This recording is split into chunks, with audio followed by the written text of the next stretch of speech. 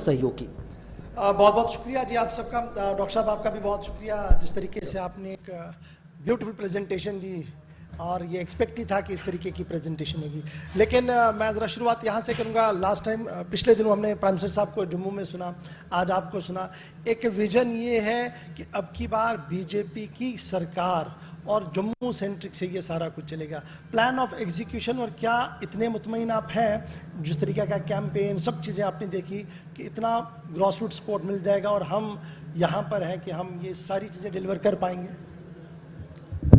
नहीं, जाहिर है, मुझे लगता है कि इस बात को दोहराने की आवश्यकता नहीं। हम तो चुनाव लड़ रहे हैं बीजेपी सरकार बनाने के लिए पूर्ण बहुमत से अपने तौर पर,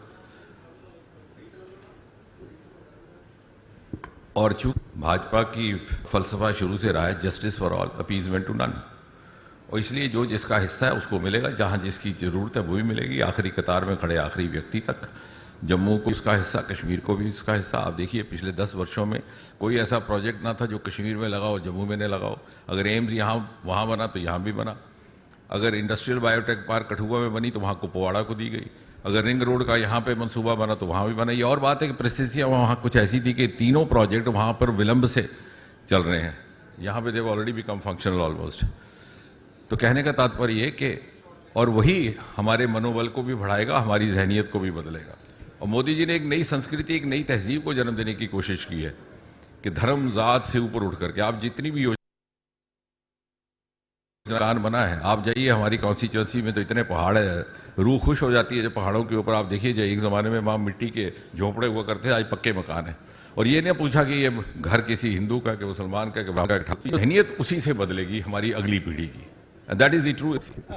अब एक चीज़ बड़ी इंपॉर्टेंट ये भी है, जिस तरह रख रही है, लेकिन कांग्रेस या नेशनल कांग्रेस लगातार एक चीज़ को फोकस पॉइंट बना के चल रही है कि बेरोजगारी। आपने कहा कि हर एक को रोजगार नहीं मिलेगा, जिस तरीके का वहाँ स्लोगन है उसको किस तरीके आप प्रैक्टिकल देखें, क्योंकि आप दिल्ली से लेकर यहाँ तक आप सब चीज़ें जान रहे हैं, क्या कुछ है? बेरोजगारी तो हर चुनाव में मुद्दा रहेगा, क्योंकि हर नौजवान को बेरोजगार, आप हर नौजवान को सरकारी नौकरी नहीं दे सकते, if that is the concept. But rozgar does no two words in English language mean the same.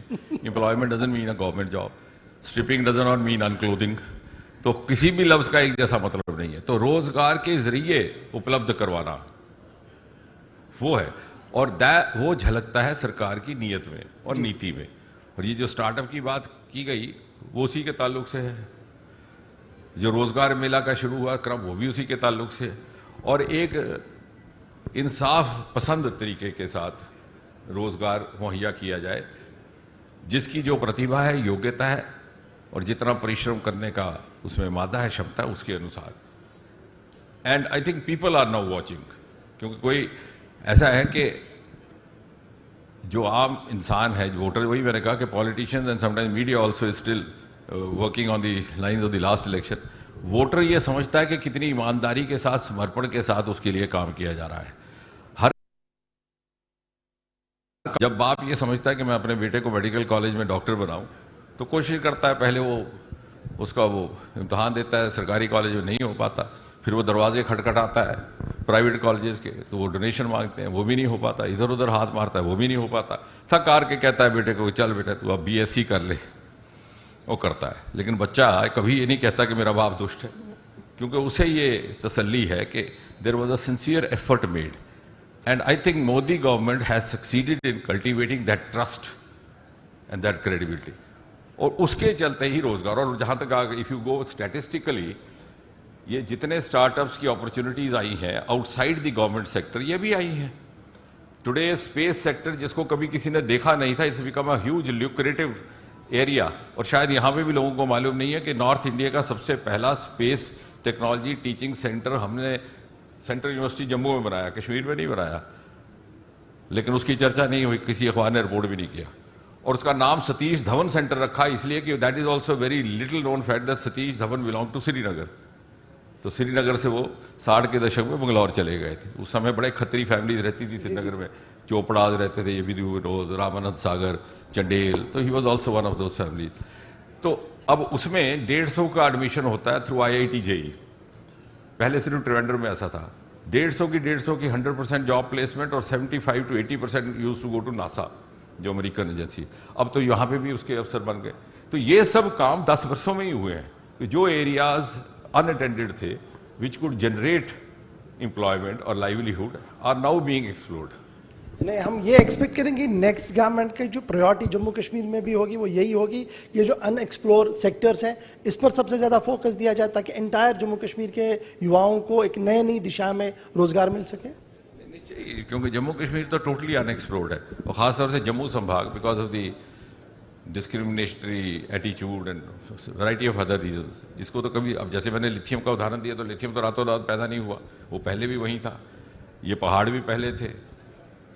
लेकिन इच्छा शक्ति की कमी थी, अब वो प्रायोरिटाइजेशन आई है। 5 अगस्त 2019 के बाद एक मेजर चेंज है एंटायर जम्मू कश्मीर में, और कश्मीर प्रोविंस में जिस तरीके का मेजर चेंज आपने भी खुद अपनी इनॉग्रल स्पीच में कहा है, व्हाट नेक्स्ट नाउ? ये 5 साल हमारे पहले जो थे कार्यकाल के, वो निकल गए पिछले के बैगेज को उतारने में। जब हम 26 मई 2014 को शपथ ग्रहण हुआ शाम को, मैंने एक छोटा सा पीस लिखा था, this is the beginning of journey from pessimism to optimism. और 6 बजे 6:30 का समय था, धीरे धीरे धीरे जैसे सायंकाल ढलने लगा और शाम के साए लंबे होते गए, तो यकायक कैसे लगा कि उजाला हो गया, कि सूर्योदय हो गया। इतने सारे टेलीविजन ऑन हो गया। I think that was the most widely watched swearing in ceremony across the world ever. और उस समय लोगों में हताशा थी, हिंदुस्तान में खासतौर से युवा इस इंतजार में रहता कब मौका मिले तो विदेश चला जाए, इतना ज्यादा कि भाई यहाँ तो घोटाले ही होने हैं, यहाँ तो वंशवाद ही चलना है। तो important was to restore that faith in democracy also in the political dispensation. 5 साल वो हो गए, फिर जो पिछले स्कैंडल्स थे उनकी भरकाई में अगले 5 साल में we have try to create new structure. अब समय आएगा to consolidate on that, and it's not an ordinary thing. अगर हम फ्रजाइल 5 से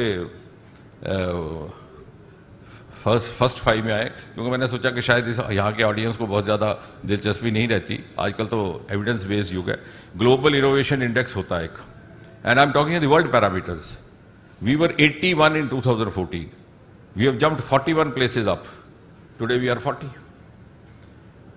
बायो इकोनॉमी जो आने वाली रेवोल्यूशन है इंडस्ट्री की, वो बायो इकोनॉमी इंडस्ट्रियल रेवोल्यूशन होनी चाहिए। शायद किसी का दिमाग इस तरफ गया नहीं है, जैसे 90s के दशक में आपकी आईटी रेवोल्यूशन थी, we change the entire scenario.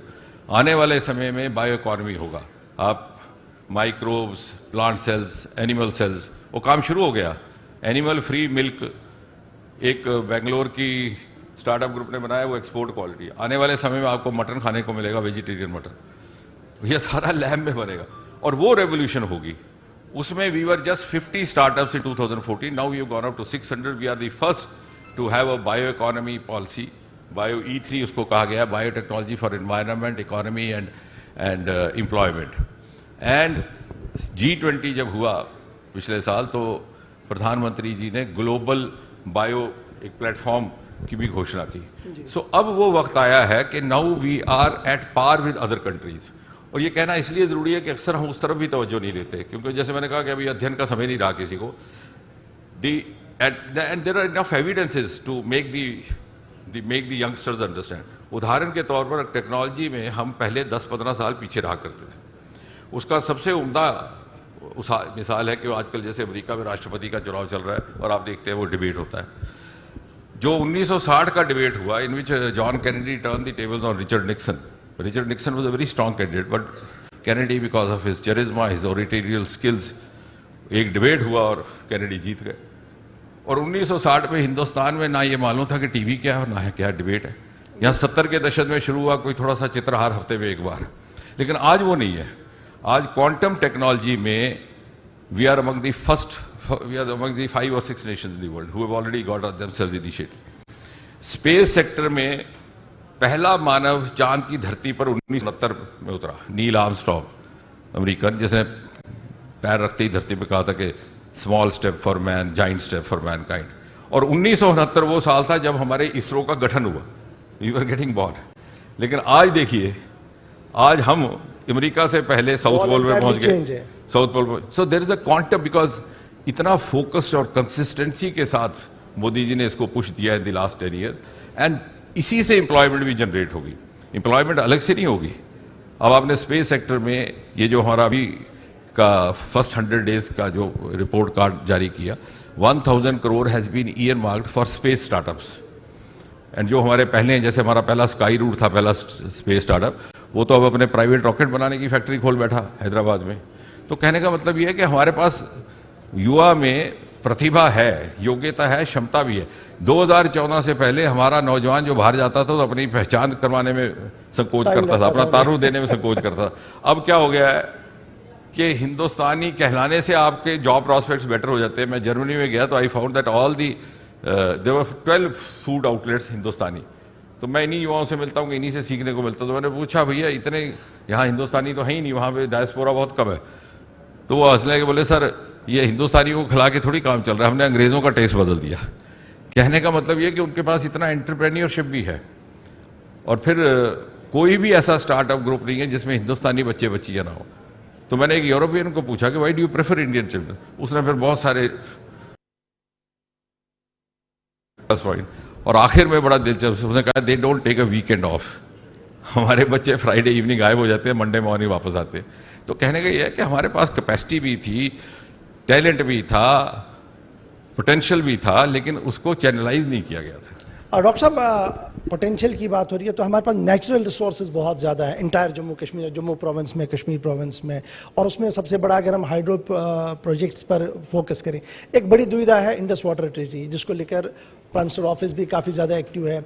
और सारी मिनिस्ट्री हम देख रहे हैं कि पाकिस्तान को भी चिट्ठियाँ लिखी जा रही है कि इंडस वाटर ट्रीटी पर काम किया जाए। क्या है नेक्स्ट स्टेप हमारा, क्योंकि ये एक मेजर फोकस रहेगा हमारा। इसके ताल्लुक से ये बात मैं आपको बता दूं, शेयर करूं कि Kishtwar is soon going to be the power hub of north India, और वो भी सारा इन 10 सालों में हो। 1000 मेगावाट का पक्कल डोल, 850 मेगावाट का रेटले जिसे रोक दिया था फिर से शुरू हुआ, क्वार प्रोजेक्ट, कीरू प्रोजेक्ट, दूल हस्ती का अगला फेज। और इससे बिजली हम बाहर अपनी भी सफिशिएंट होगी, बाहर भी देंगे, क्योंकि हमारे यहाँ एक गार्डगिल फार्मूला होता है बिजली के लिए, 50% अपनी, 35% पड़ोसी राज्य और बाकी ग्रिड में जाती है। और किश्तवाड़ जैसे शहर में अब हवाई अड्डा बनने वाला है उड़ान स्कीम के तहत। तो आप देखिए, आपने ठीक कहा कि ये रिसोर्सेज एक्सप्लोर नहीं हुए, और वहीं पर सफायर की माइन भी है जी। तो इंडस वाटर ट्रीटी रही, और उसमें कई अनेकों कारण रहे, कुछ पॉलिटिकल भी रहे होंगे। जैसे मैंने कहा, शाहपुर कंडी बनाने से हमें कोई रोकता नहीं था, वो तो हमारे हिस्से का पानी था, लेकिन शायद उसका लाभ चूंकि अधिकतर बॉर्डर डिस्ट्रिक्ट्स को पहुंचता, इस तरफ कठुआ और सांबा, और पंजाब की तरफ गुरदासपुर, अब तो वहाँ पठानकोट भी अलग ज़िला बन गया। तो ये बॉर्डर डिस्ट्रिक्ट्स के लिए प्रमुखता था, इसलिए इसको प्रायोरिटी नहीं दी गई। लेकिन धीरे धीरे अब उस लाइन पे चलना शुरू हो गए। तो क्या हम ये एक्सपेक्ट करें कि नई गवर्नमेंट की प्रायोरिटीज़ में जो जम्मू कश्मीर में एक्सपेक्ट की जा रही है बनेगी, उसमें ये प्रायोरिटी रहेगी सेंटर के साथ मिल के ये सारी चीज़ें चलें, और ये जो हमारा हिडन पोटेंशियल है उसको बाहर निकाल कर एक स्ट्रीम लाइन किया जाए, नौजवान को कुछ मिले। मुझे लगता है कि धीरे धीरे वो ऑप्शन नहीं होगा, that will be a compulsion. क्योंकि if you have to grow beyond where we are, उसके लिए फिर दो चीज़ें लाजिम है। एक तो you have to grow in an integrated fashion, the era of silos is over, आप अलग बैठ के नहीं रोक सकते। स्पेस सेक्टर को आपने सीक्रेसी के पर्दे में रखा। जब मैं पहली बार गया श्री हरिकोटा, डॉक्टर राधाकृष्णन हमारे मित्र भी थे, उनको मैंने यहाँ एडवाइज़र लगवाया सेंट्रल यूनिवर्सिटी में। तो मुझे कह लगे कि doctor, in the middle of the night I will take you to a spot where even the scientist are prohibited. तो क्या स्पॉट था कि जहाँ सुबह 4 बजे रॉकेट जाना था। तो मैंने कहा, Radha, I try to learn one new thing every day. What I learn today is कि to reach this spot either one should be as eminent a scientist as you are or as jugaadu as I am। तो फिर मैंने कहा, यार what is the fun in doing this. Modi ji के आगे जब बात ये रखी तो पहली बार, विच वॉज अनबिलीवेबल, किसी ने प्राइवेट सेक्टर के लिए स्पेस को खोला। अब देखिए, उसी से ये क्वांटम जंप हुआ। हमें इंटेग्रेटेड फैशन से ग्रो करना पड़ेगा, और वो सेक्टर जिनको हमने पूरी तरह पोटेंशियल जिनका एक्सप्लोर नहीं किया, वो करना पड़ेगा। तो Jammu Kashmir has to be a part of India's growth story if the overall Indian economy has to grow further. So it's no longer an option, it's the only way forward. ठीक है doctor साहब, एक बड़ा इंपॉर्टेंट सवाल है, 370-35 को लेकर बड़ी सियासत चल रही है आजकल, और अक्सर जो पॉलिटिकल अपोजिशन पार्टियां हैं, नेशनल कॉन्फ्रेंस, कांग्रेस है, वो लगातार ये आरोप कर रही है कि लूटा जा रहा है जम्मू कश्मीर को, और फॉरेनर्स के हाथ, गैर रियासतियों के हाथों में सब कुछ चला गया जी, और स्टेट के हाथ में कुछ भी नहीं है। हाउ फार इट्स करेक्ट, और किस तरीके से इस प्रोपेगेंडे को जवाब दिया जाए? अब ऐसा है कि मुझे लगता है इसकी जवाब देने की ज़रूरत भी नहीं है कि आप ये तो नहीं अपेक्षा करेंगे कांग्रेस या नेशनल कांग्रेस हमारी पीठ थपथपाए। अगर वो पीठ थपथपाएंगे तो फिर चुनाव कौन लड़ेगा? So in opposition, they are doing and they will try to create a or possibly manufacture a narrative which suits them. लेकिन जैसे मैंने कहा, आम आदमी उससे कन्विंस नहीं है। ये 370 का मुद्दा, मैं पहले ज़माने में 20 साल पहले भी जब many people refuse to believe, मैं कहा करता था कि कश्मीर का इशू है ही नहीं, हमने कह के बनाया है। मैं उस ज़माने में भी कहता था Jammu Kashmir is a state, one of the states of the Indian union, like Andhra Pradesh, like Punjab, like Haryana. बार बार कहते हैं कश्मीर इशू को बनाते हैं। अभी 370 इशू भी सियासतदान बना रहे हैं, आम आदमी के लिए इशू ही नहीं है, और आम आदमी इससे मुतमईन है वो ना हो। एंड देन आजकल वोटर बड़ा चला गया। आपने देखा ये जो आपके एग्जिट पोल क्यों ख़राब हो रहे हैं, उसके ऊपर एक ने केस स्टडी की और आखिरी उसने बताया कि वोटर भी झूठ बोलता है एग्जिट पोल सर्वे से। तो अभी बीजेपी का एग्जिट पोल क्या है सर जम्मू कश्मीर को लेकर? हम तो आश्वस्त हैं कि बहुमत से सरकार बनेगी भारतीय जनता पार्टी की, आउट ऑफ हिज ओन या किसी का सहारा लेना? On our own. हम उसी लक्ष्य के साथ चुनाव में उतरे। बहुत बहुत शुक्रिया डॉक्टर।